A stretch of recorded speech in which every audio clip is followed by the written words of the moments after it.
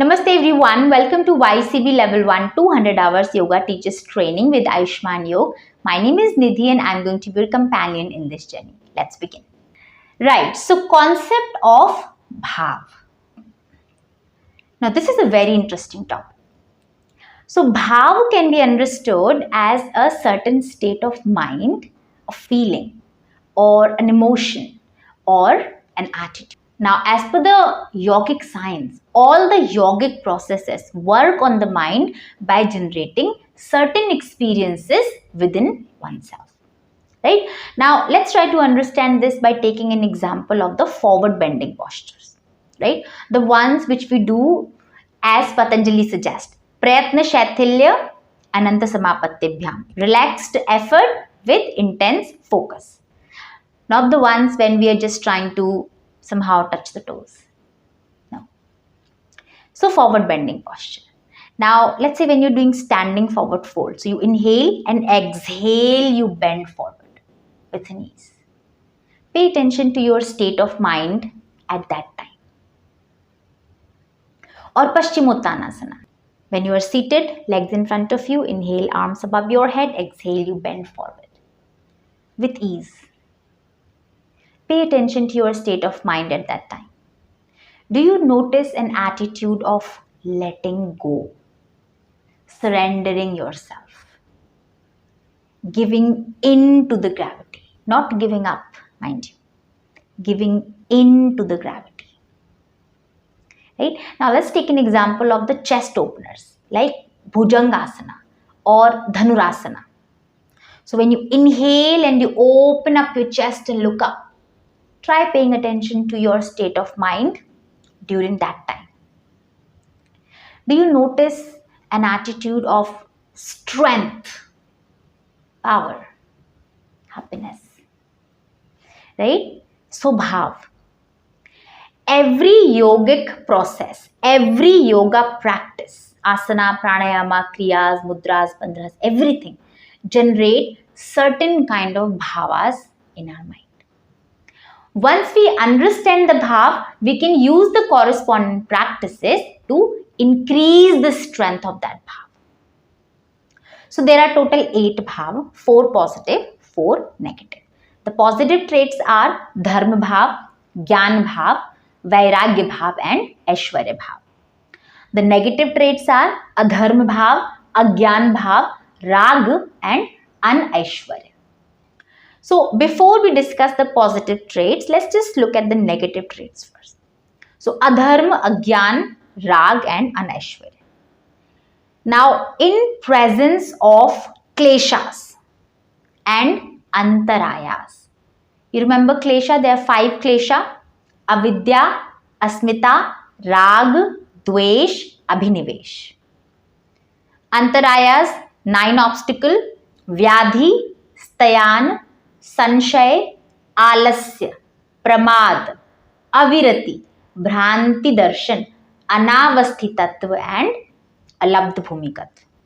We have studied these 2 sutras in detail in Unit 1. So in the presence of the kleshas and the antarayas, the negative traits are obvious to rise. The negative bhavas are obvious to rise. And that is the reason self-analysis or introspection is highly recommended. Because once you know the root cause of what is upsetting you, what is disturbing your inner well-being, your inner harmony, once you know the root cause of it, only then you will be able to nip it in the bud. Right? So self-analysis is very important in order to understand the kind of bhav or traits are present in your mind. So the positive bhava now. First is Dharma bhava. Dharma here means duty. Right? Something which is absolutely needed to be done even when your mind is not fully up to it. In other words, it can be understood as discipline.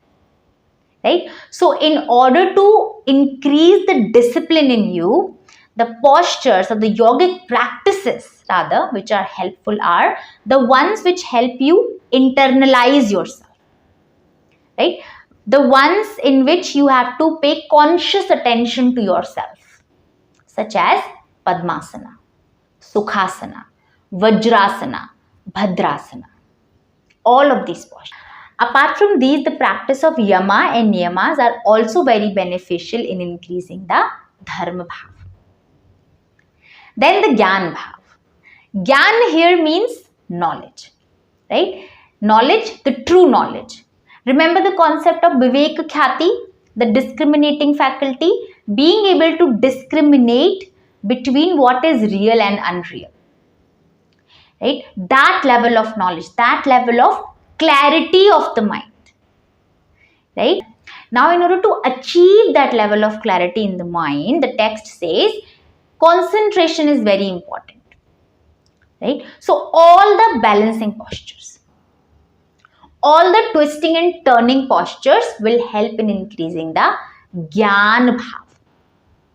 Now, let's try to put this theory to test and try doing any balancing asana like Vrikshasana or Natarajasana or Veerbhadrasana 3 while you are watching television or while you're talking to somebody, right? And see if the balance comes easy or not. Right? So the idea here to understand is that if you want to balance yourself, you have to be focused. Right? Apart from these asana, the practices like Kapalbhati and Trataka are also very beneficial in bringing in the clarity in the mind. Right?